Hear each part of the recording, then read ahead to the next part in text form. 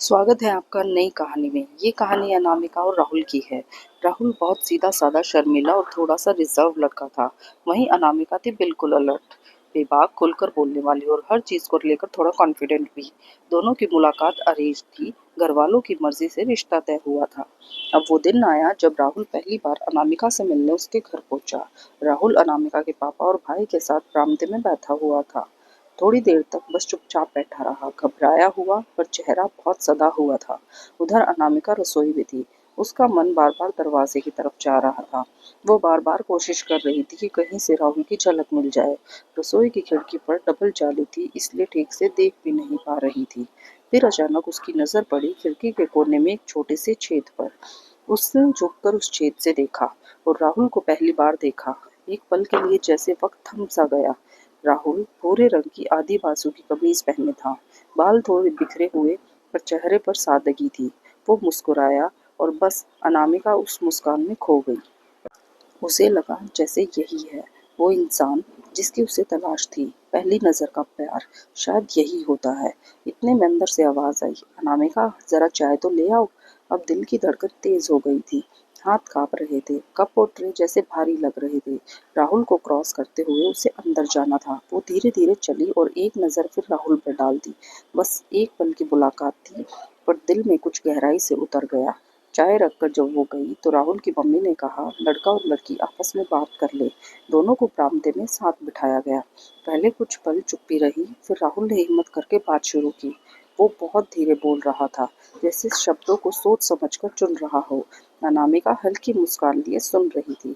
राहुल नीचे देखता रहा, चेहरे पर थोड़ी झिझक पर दिल में सच्चाई। क्योंकि वो अनामिका की आंखों में देख नहीं पा रहा था।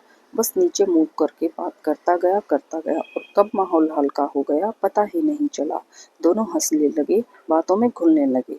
बरामदे से दोनों को घर वाले झांक झांक कर देख रहे थे। हर किसी के चेहरे पर मुस्कान थी। सबको लग गया था कि बात बन गई है।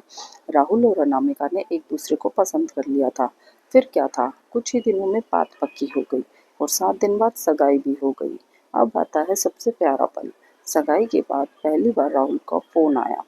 अनामिका ने जैसे ही फोन उठाया, राहुल ने बस इतना कहा, कैसी हो। ना उसने नाम बताया, ना अनामिका ने पूछा। वो बस मुस्कुराई और बोली, मैं बिल्कुल ठीक हूँ, आप बताइए। राहुल की आवाज़ सुनकर दिल में कुछ अजीब सा एहसास हुआ, जैसे कोई बोल रहा हो, कोई अपना बोल रहा हो। पहली बार दोनों आधिकारिक तौर पर रिश्ता पक्का होने के बाद बात कर रहे थे। राहुल ने पूछा, क्या कर रही थी। अनामिका ने मुस्कुराते हुए कहा, कुछ नहीं, खाना खा रही थी। राहुल थोड़ा नर्वस था, समझ नहीं पा रहा था आगे क्या बोले, तो उल्टे सीधे सवाल पूछता गया। कभी मौसम की बात, कभी ऑफिस की बात। अनामिका भी हंसती रही, बताती रही। असल में राहुल था सवाल पूछने में माहिर और अनामिका जवाब देने में। बातें चलती रही, कभी हंसी, कभी खामोशी, कभी बस एक दूसरे की सांसों की आवाज। एक समय ऐसा आया जब दोनों चुप हो गए, पर वो खामोशी अजीब तरह से प्यारी थी। फोन पर कोई कुछ नहीं बोल रहा था और किसी को फोन काटने का मन नहीं था। वो दोनों एक दूसरे की सांसें महसूस कर रहे थे। वो एहसास, वो बिलोंगिंग कुछ अलग ही थी। मन में हल्की गुदगुदी, दिल में शांति और पेट में जैसे तितलियां उड़ रही हों। कभी कभी कोई शब्द नहीं, बस एहसास बहुत कुछ कह जाता है।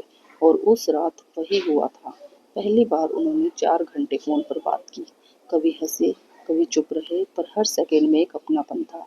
आखिर में अनामिका को माँ की आवाज आई, फोन रखो अब। वो मुस्कुराई, बोली, ठीक है।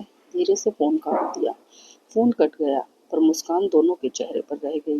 दिल में एक मीठा सा एहसास रह गया, जैसे दो अजनबी अब एक कहानी बन चुके हों। कभी कभी प्यार बहुत लाउड नहीं होता, बस ऐसे ही धीमे, सादे और बिल्कुल अपनेपन से भरे पल में पनपता है। अनामिका और राहुल की कहानी भी वैसी ही थी, बिल्कुल सादी पर बेहद खूबसूरत। कहानी का अगला भाग जानने के लिए हमारे चैनल को सब्सक्राइब कीजिए।